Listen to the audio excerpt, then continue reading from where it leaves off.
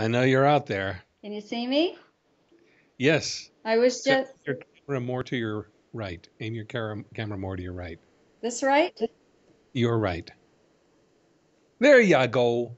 As you may have seen if you saw the video, we got just about the upper half of your head. I was just watching the video. Oh my God. I should have started by wearing makeup and doing my hair and all that stuff. All kinds of people have been looking at those things. Who are Yep. those people? But none of them wants to date you, so you're all right. Yeah, they don't know my name. But who are those people?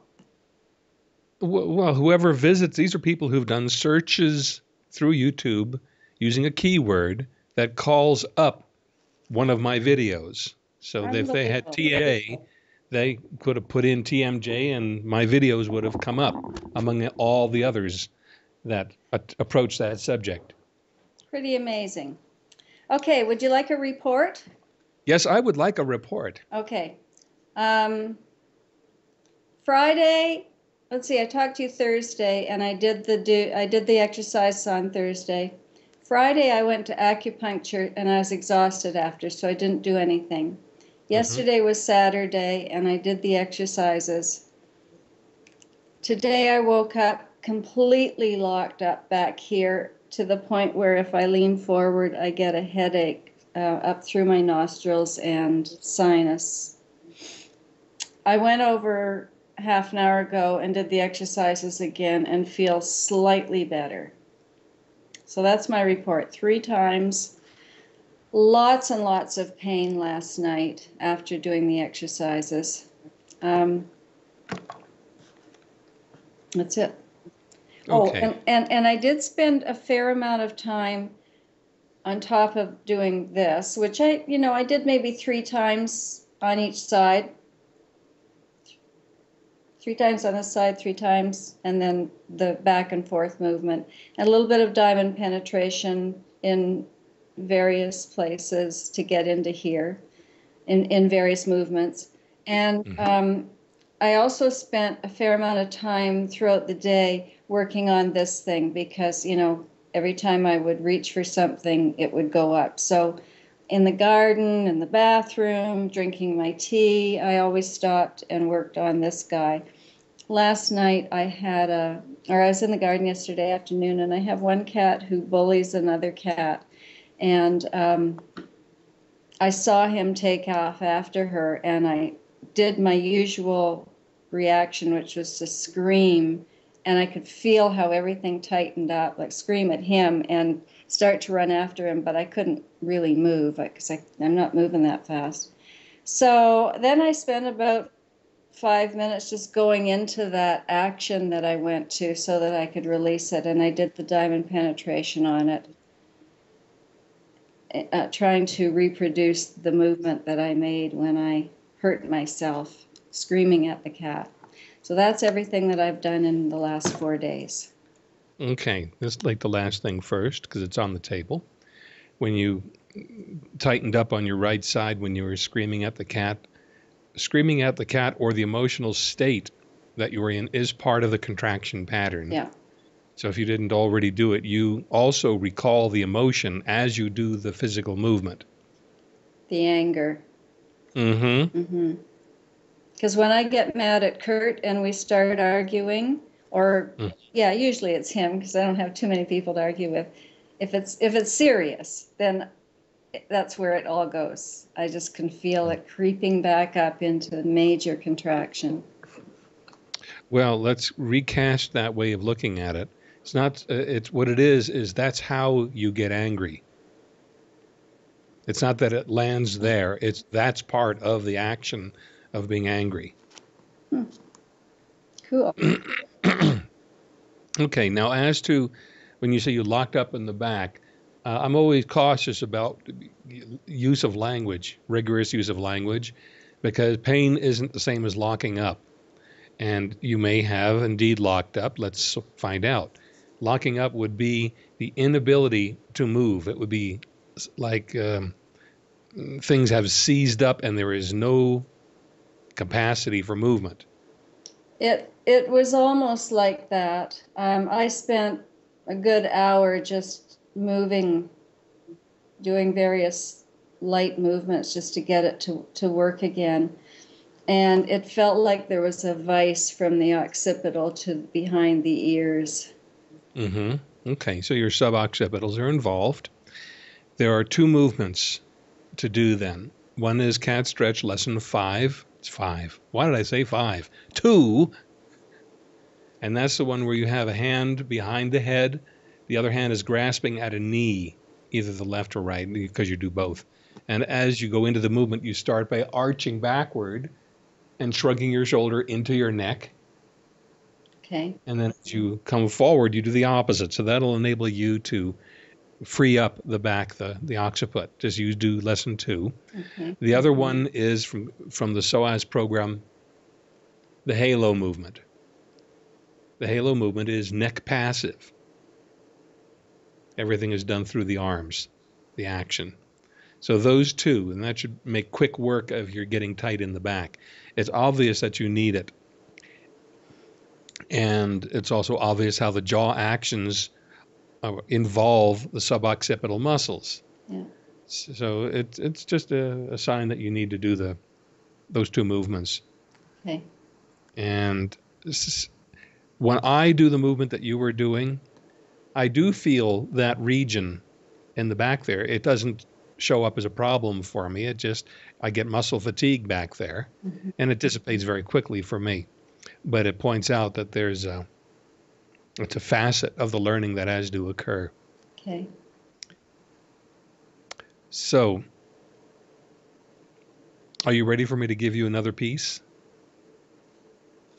Well, when I did the side by side and turning, I also did the body. Good. Just wanted to let you know that I remembered that part. I find that, it's a lot. I didn't do a lot, but it was a lot, obviously, from the reaction I got. So do you think there's room for anything more? It hurts so much down my shoulder right now. Well, okay. And that doesn't come from working jaws. That may have been highlighted, but it's not caused by it. I think you're on the right track in doing the shoulder lift to cause what happens involuntarily, and just bring in the memory of the emotional state. Work it out that way. Okay. And apply the diamond penetration technique to the emotional state as well as to the gross movement. Okay. Okay. The reason I want to give you this next piece is because it engages the suboccipitals. Okay. But whether you should do it right away or work a whole bunch more with what I've given you, test that by doing the new bit once and note the effect. Okay. Okay. And you may find it also clears up that suboccipital situation. Okay. And it's like this. First, I'll just show you, then I'll explain more.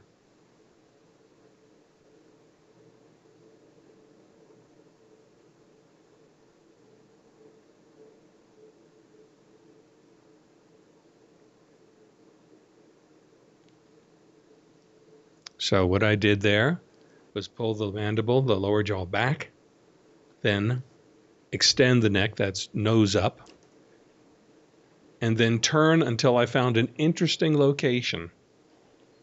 Make sure your head is way up there, and you're going to find a place that feels like you're jammed in there. Mm-hmm. Now, pull your tongue toward that place to make the sensation more. And once you've done that, you come out with the same side-to-side wiggle with the lower jaw coming forward.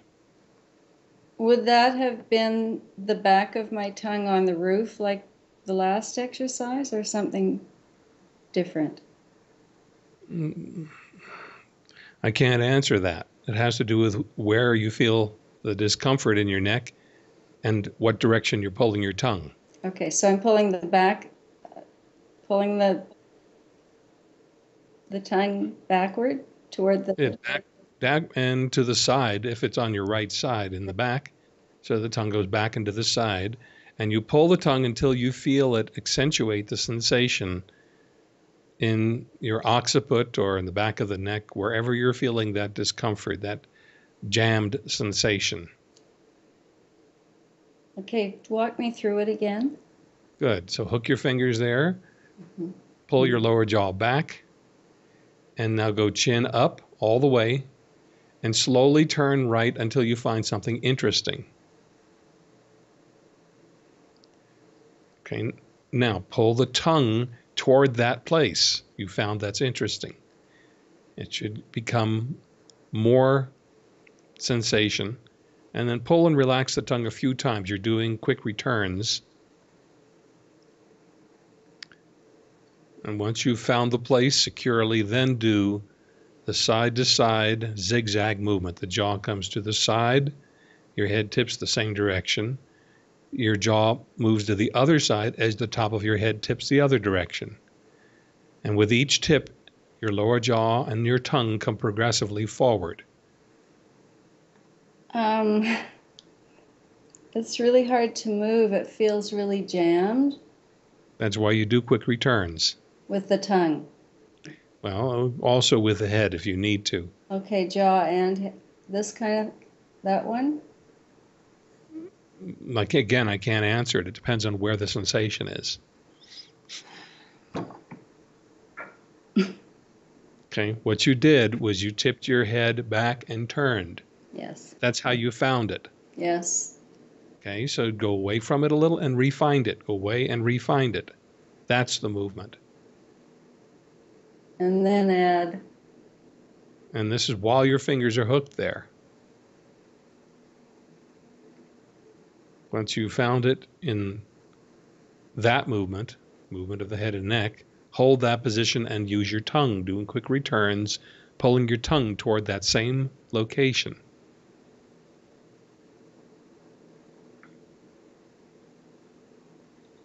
Okay.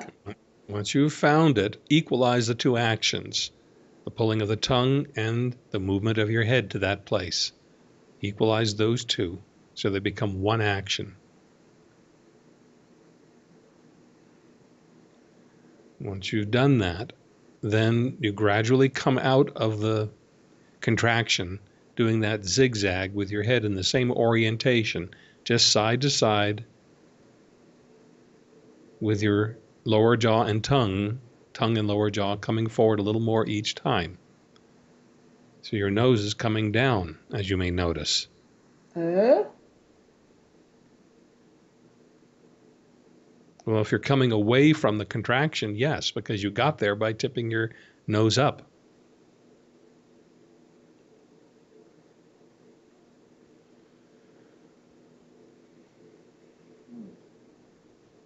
Meanwhile, my arms have a life of their own, and they want to fly. They want the hell out of here. Oh, this is very crazy. Oh, all better. You get a change out of that? I think I did. Even Okay. though it hurts, but it's freer. Okay, so you just keep on doing it. The hurt is just from being in contraction there. If it's freer, you're less in contraction. And by the way, muscle fatigue takes about 1.5 minutes to dissipate even after the relaxation. And we're less than 1.5 minutes after your passage of that movement. So the general principle is first locate the thing, and you're doing chin up, turn. Oh, That's when great. I turn that way, it's this side that hurts so much, of course. Yeah, so if that's the case, that's where you pull your tongue toward. Okay. You pull your tongue toward whatever shows up. Even though I'm going to the left now, do I still do the, That's where your restriction is. yes? So pull your tongue toward it. The movements are just to reveal what's there. And you're tipping your head side to side, so that means your jaw will be swinging side to side. Oh, And just come away from that place that you found. A little more each time.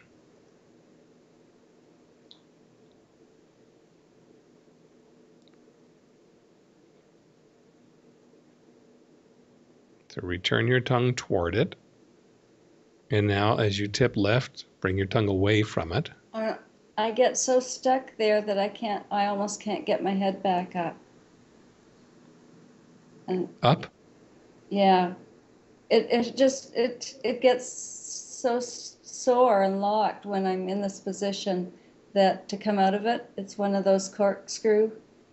Yeah. It almost won't let go. Well, then do small movements until you can let go. There's nothing happening there, like there's no it there. What there is you doing that action. It's a habit pattern. So start small, slow down, and notice what you can let go of.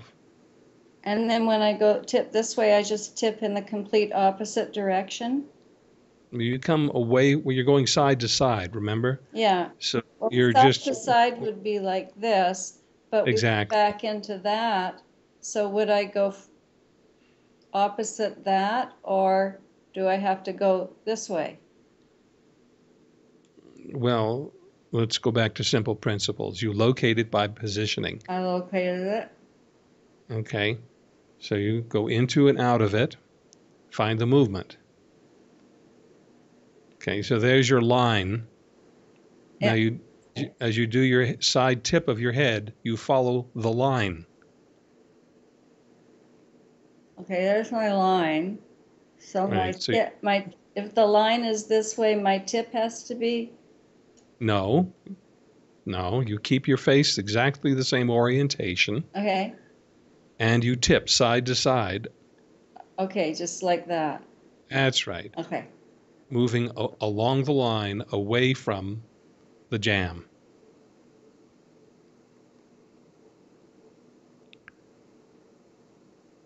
What's the tongue doing now? The tongue comes toward the jam and away from. Feel it. Feel what you're doing with your tongue when you pull the tongue toward it. The whole throat is organizing a pull toward the jam, toward and away as you move your tongue away from it. Just feel the effect.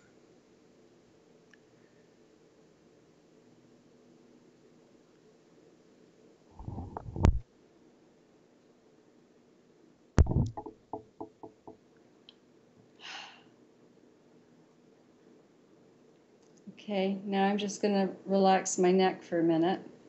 Put your hands on top and do the halo movement. And let go of your neck. Do the movement with your arms. There you go. Counterclockwise and clockwise. I did do this morning, you know. Mm-hmm. I didn't do cat stretch 2, but I did this. Mm-hmm. But it didn't help. You said you were locked up. Do you seem to be locked up right now? Um, I felt more locked up when I just finished the movement with my head turned to the left. I felt freer when I was doing it to the right. Okay, but I'm not asking about then. I'm asking about now. Now, let's see if I get a headache when I lean forward. Okay. Yeah, everything still falls into here and aches. Okay, so you just need to do this until you let go of your suboccipitals. Okay, that was fun. Well, I'm turning freer Mm-hmm. and looking up on that side a little easier, which this morning I couldn't even look up this way. Okay. And now you see why I've given you this variation. It's the crazy damnedest exercise I ever saw. Almost makes you wonder what the craziest one is. Well, the craziest one, I'll be standing on my head and doing it upside down. I know that. Yeah, you haven't done that yet, have you? You got to try it. Not me. Oh, Lordy, Lordy. Check your camera. Yeah, Can you see yourself in the image? yes. Adjust so that you get more centered. There you There go. you go. All right. Okay. So this variation engages the suboccipitals directly by doing the chin up movement. Okay. And doing the tongue movement engages the occipitals from the inside. Not that the tongue and suboccipitals are mechanically connected, but they're connected by the common action. When you pull the tongue back, you're aiming a movement toward the place in the back. Okay. Okay. So we use the tongue, and I have found that some very significant changes can occur when you bring the tongue into play. Basically, because you're just dealing with more of the overall pattern. Okay, so to recap, Mm-hmm. chin up, look for the spot, tongue goes into it, jaw's being held, jaw goes back, no, tongue goes back into the spot and out, and then the head slightly into the spot with the tongue, Yes. equalize, and then begin the tipping. Mm-hmm. With the tipping, what's the tongue doing again? It's just Away aiming from it, toward in and out the of that place. spot. Yeah. So you're integrating movements. You're aiming into that spot by tipping your head and turning. You're aiming into the spot by pulling your jaw back. You're aiming into the spot by pulling your tongue toward it. Everything is converging. Okay. And then coming out, you come away from the spot that you found, using the side tip movement to interrupt the tendency to fixate in one position or another. Okay. And you'll find as you do this that your nose comes down, your head comes out of extension, your neck comes out of extension and into flexion. What's flexion? Chin down, that's Okay. flexion. Okay. Chin up is called extension. Okay. And then how So do I finish up? you finish up with cat stretch 2 and the halo. Okay. I can do that. Okay. All of cat stretch 2, beginning to end? Yeah, I think it's a good idea. Yeah. Yeah. Making sure that you do the arch part of cat stretch 2 rather than just flatten out and then go back into curling. That won't serve you. You have to do the exercises instructed in good form, which involves tipping your head back, breathing in and arching your back. And in case it doesn't say so in the recorded program, you pull your shoulder toward the base of your head as you're tipping your chin up. Yeah, no, I think what it says is to press the shoulder and elbow into or wrist into the floor. It does. To that, you may add pulling the shoulder toward the base of your head. Okay. Okay. Mm-hmm. Okay. So 2 more days of this, and I'll email you. Now, the 2 days is just to check the effects in you. Yeah. It's not. I'm not suggesting you'll be finished with that in 2 days. I'm just saying. Okay. Okay. All right. Okay then. Okay.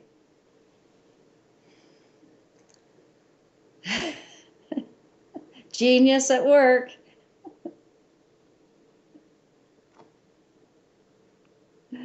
I think And by full that I sign. mean me. The whole sign means quiet. The sign goes quiet. Genius at work. My tongue is turning into a genius. That's good.